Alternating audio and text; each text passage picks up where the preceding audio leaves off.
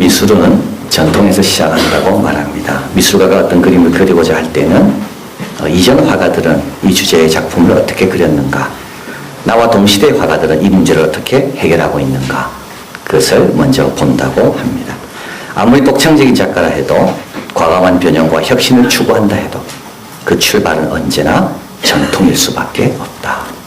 유명한 미술사가 아트, 히스토리 오브 아트를 적은 곰브리지 다음과 같이 말했습니다. 화가는 자연을 보고 그림을 그리는 것이 아니라 자연을 그린 다른 화가의 그림을 보고 자신의 그림을 그리는 것이다.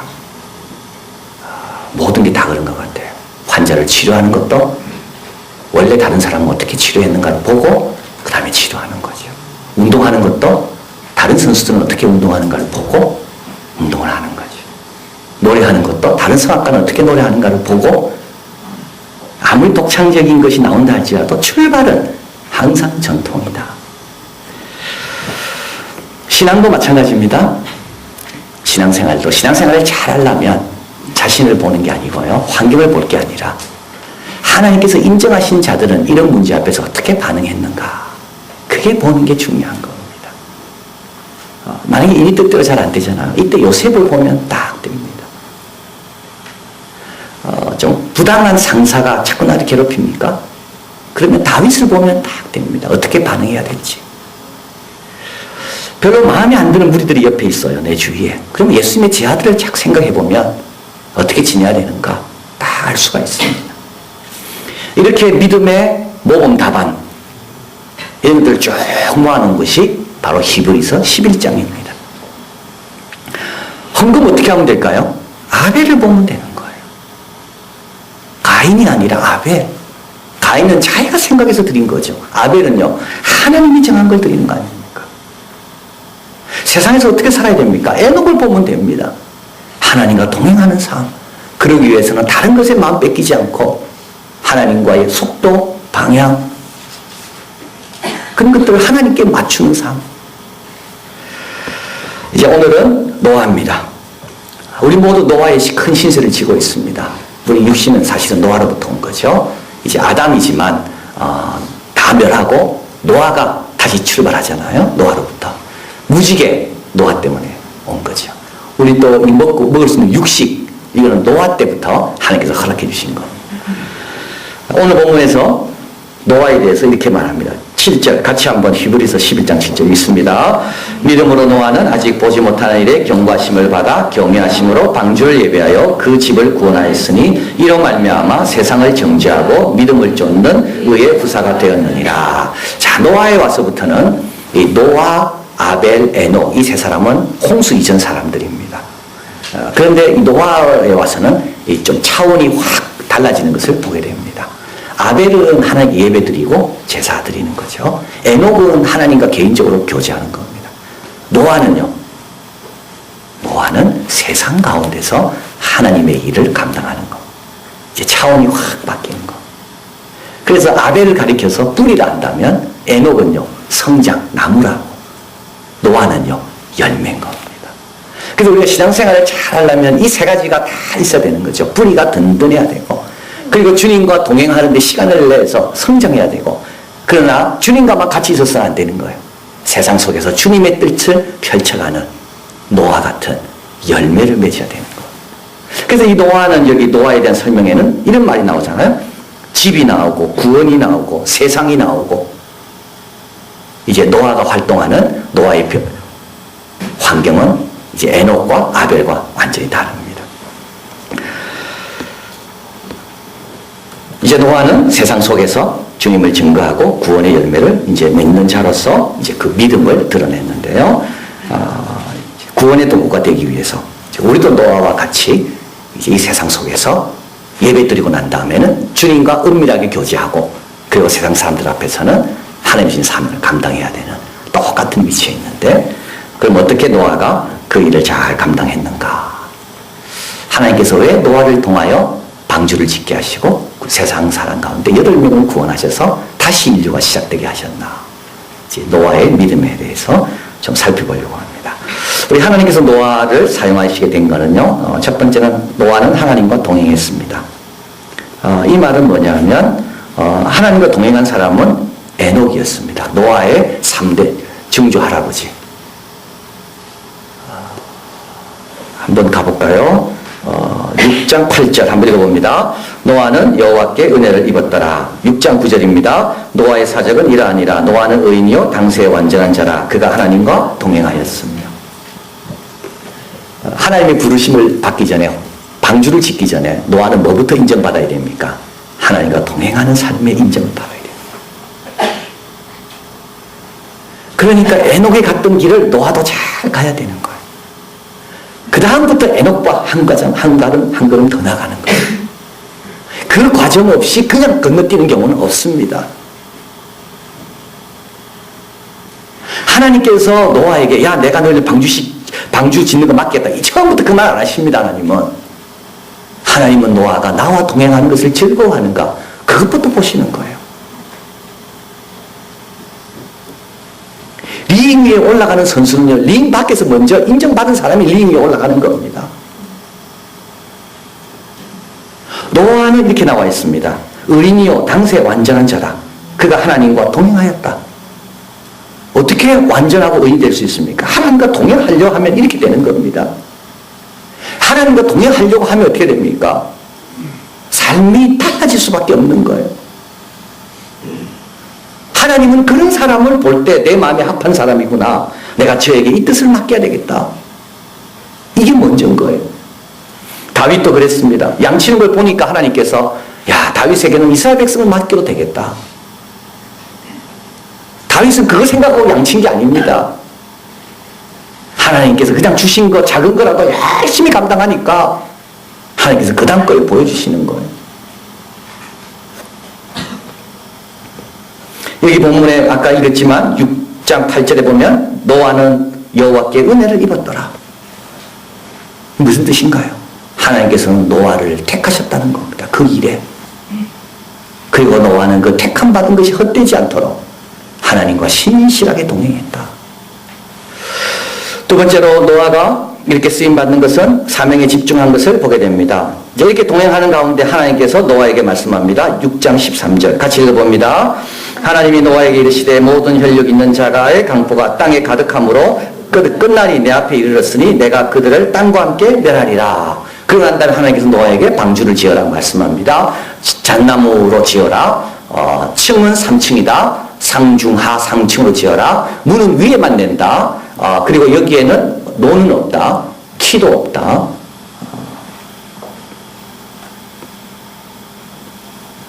그리고 크기는 1층, 2층, 3층을 다 합치면 축구장의 1.5배다.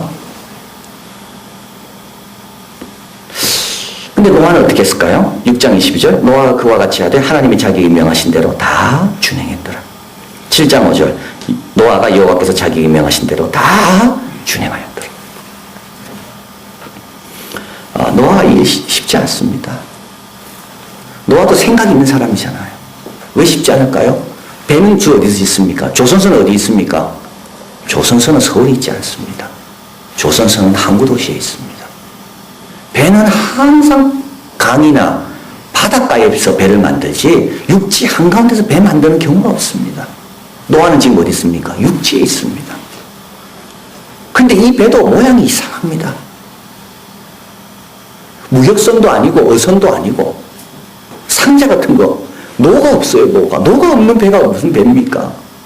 키가 없어요. 방향이 없는 배, 이게 얼마나 불안한 배입니까? 근데 노아는 여기에 집중합니다. 왜 집중할까요? 노아는 하나님께서 자기에 맡기신 일에 집중합니다. 왜 집중할 수 있었을까요? 첫째 하나는 하나님의 경고를 그대로 받아들였기 때문에 하나님이 물로 멸하신다는 경고를 노아는 건성으로 듣지 않았습니다. 이제 물로 멸하게 되면 방주 어떻게 지어야 됩니까? 제대로 잘 지어야 되는 거예요. 조금이라도 세면 다 죽는 거예요. 여러분 하나님 말씀을 건성으로 듣지 않고 제대로 듣는 자만이 하나님 주신 일을 제대로 감당하는 겁니다. 왜 아담과 이브가 선악과를 따먹나요? 하나님 말씀 건성으로 들었거든요. 막 자기 나름대로 추측해봅니다. 선악과를 따먹는다고 하나님 나를 죽게 하실까? 그럼 나를 왜 만들었지? 이렇게 좋은 동산에 나를 갖다 두신 하나님이 나를 설마 죽게 하실까? 하나님 말씀 건성을 듣는 거예요. 하나님은 따먹으면 죽는다 그랬거든요.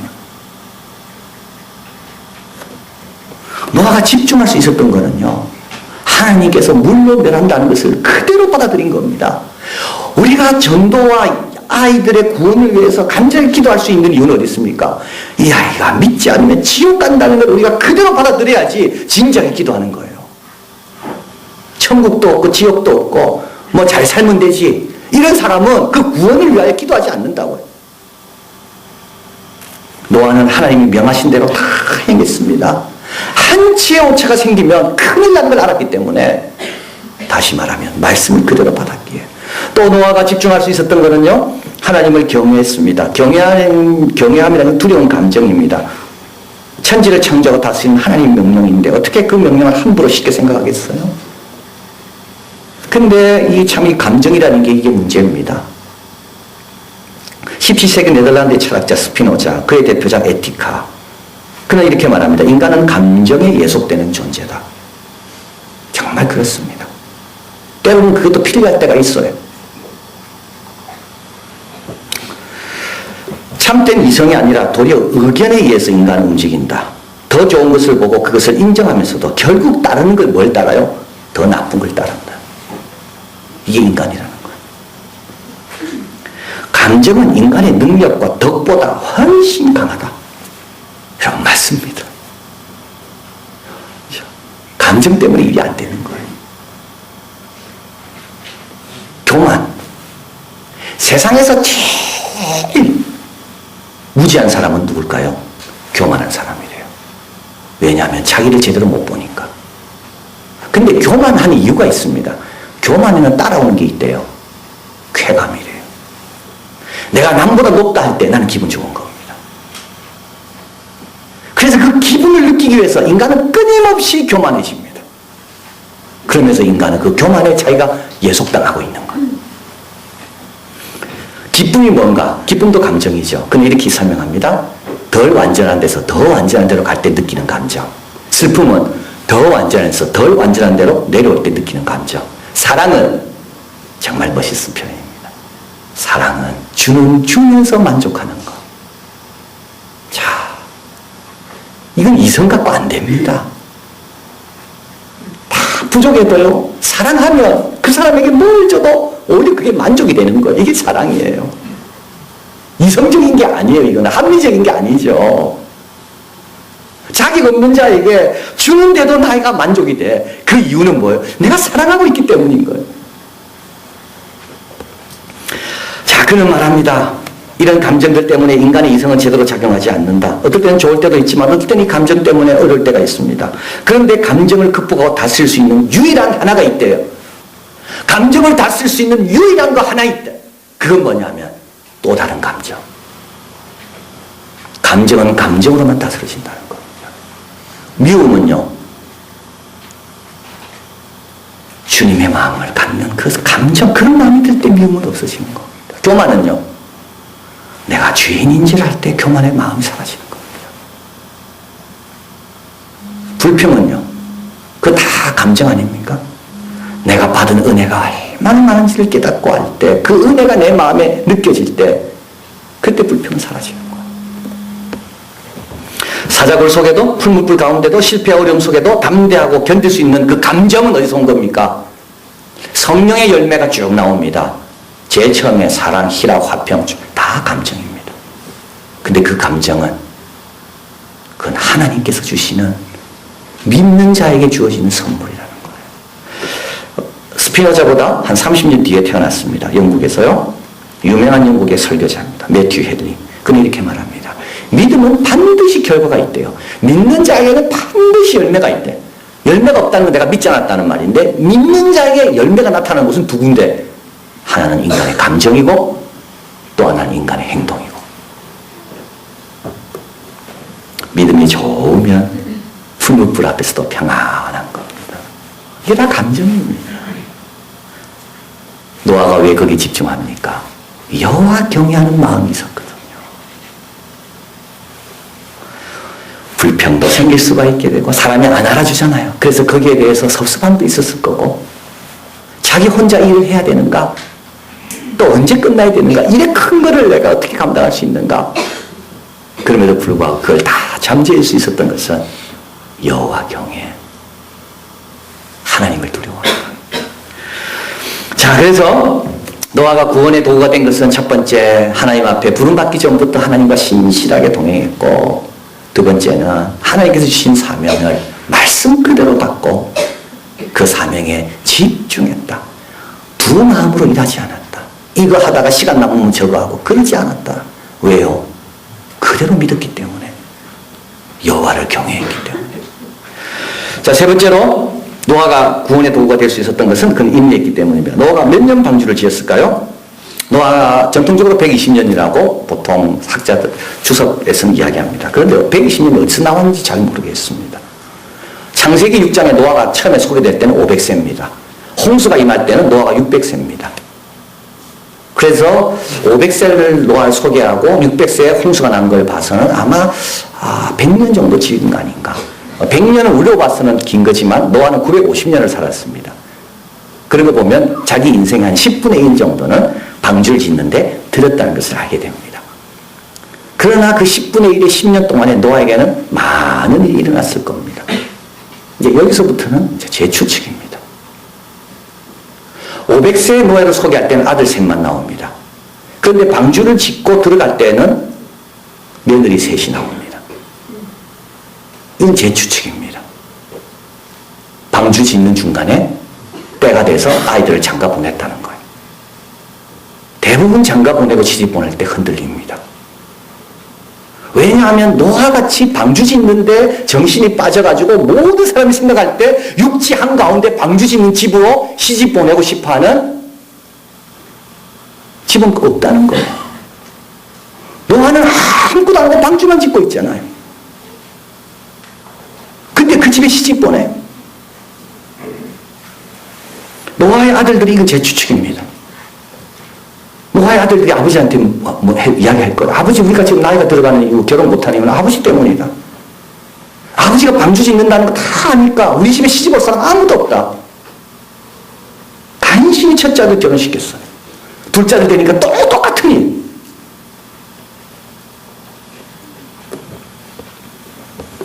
노아가 안 아팠을까요? 자기 자녀가 안 아팠겠습니까?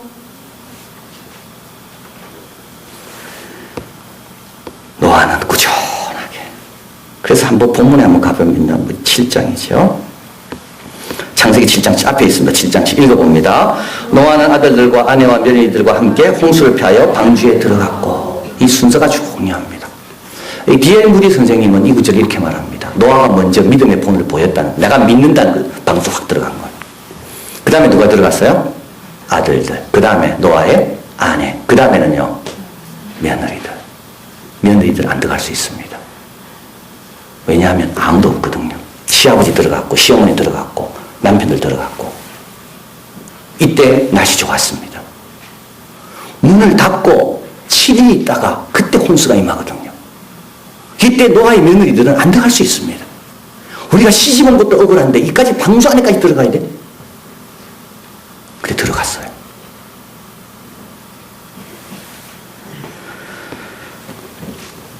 여러분, 뭐든지 지속적으로 할 때 진정성이 인정받습니다. 바쁘면 안 하고 힘들면 안 하고 그래가지고는 절대 남에게 도전을 줄 수가 없습니다. 노아의 며느리들이 왜 따라 들어갔겠습니까? 노아가 한 걸 보니까, 자기 시아버지가 한 걸 보니까 이 일은 정말 중요한 거구나. 우리 예수님께서 기도를 가르치신 내용이 누가복음 11장에 나옵니다. 예수님 기도를 다 끝냈습니다. 이때 제자들이 예수님께 나옵니다.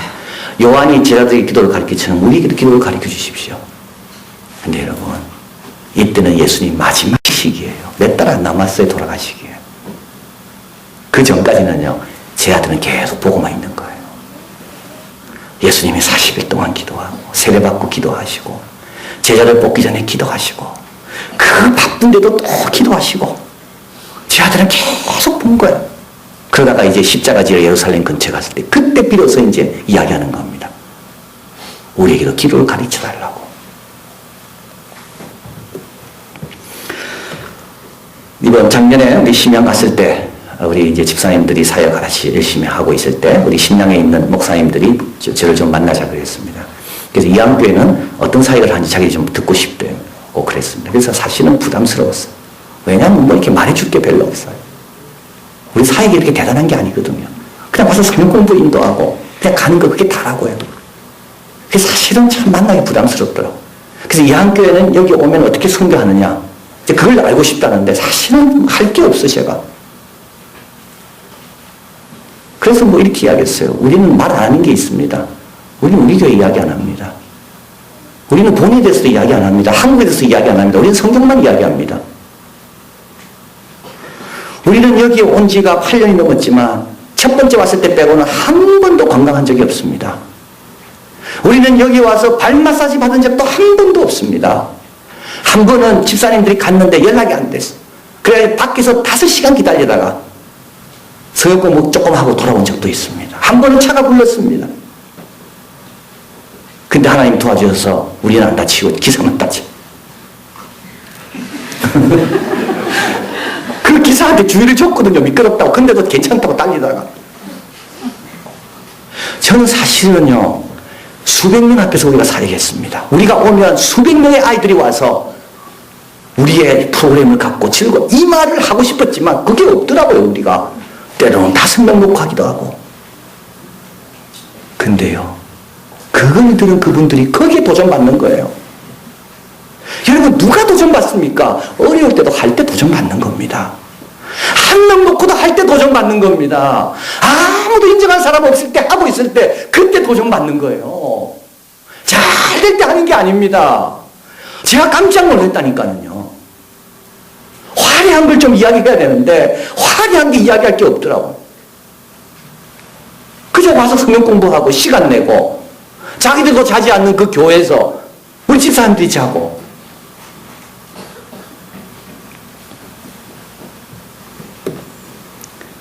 여러분 노아는 재능으로 구원을 받게 하지 않았습니다. 에녹도 마찬가지예요. 노아가 그 7 식구를 구원한 거는 노아의 기술도 아니고 재능도 아니고 요령도 아닙니다. 노아의 인내입니다. 노아의 진정성이 드러날 때까지 진정성은요 시간이 걸리더라고요. 너에게 인내가 필요하면 하나님 뜻을 행한 후에 약속을 받기 위함이다. 하나님 뜻을 다 행해도 약속 받으려면 인내해야 인내해야. 인내로서 너희 앞에 당한 경주를 경주하며 이건 우리 신앙의 본질을 이야기하는 겁니다. 우리 신앙의 본성은 어떤 거냐면 이건 인내로 하는 거지 단거리가 아니라는 거예요.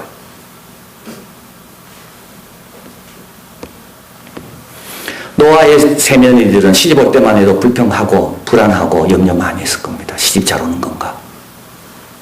근데 홍수가 일어나기 시작할 때 이들은 이 집에 시집 오기를 잘했다. 부잣집에 시집 가는 것보다 믿음 있는 집에 시집 오기를 잘했다. 똑똑한 집에 시집 가는 것보다 진실되게 인내하는 자 집에 시집 오기를 훨씬 잘했다. 우리 노아의 후손입니다. 육적인 후손일 뿐만 아니라 우리도 은혜 받은 자입니다. 그리고 구원의 방주를 지어야 될 사명의 후손입니다. 우리 예수님 말씀합니다. 노아 때나 지금이나 똑같다. 내가 올 때까지 여전히 사람들은 깨닫지 못하고 장가가고 시집가고 먹고 마시고 할 것이다. 인자의 임함도 노아의 때와 같이 갑자기 임한다. 세상은 여전히 말씀 우습게 여깁니다. 세상은 스스로 구원할 수 있다고 믿고 있습니다. 뭐 방주 거기 들어가 안 돼. 내 힘으로 구원할 수 있다고. 그러나 그 홍수는요. 자기 힘으로 구원할 수 있는 그게 아닙니다. 기도와 예물과 교회 충성 별 가치 없다고. 눈에 보이는 것이 다지 보이지 않는 거 그렇게 신경 쓸 필요 없다고.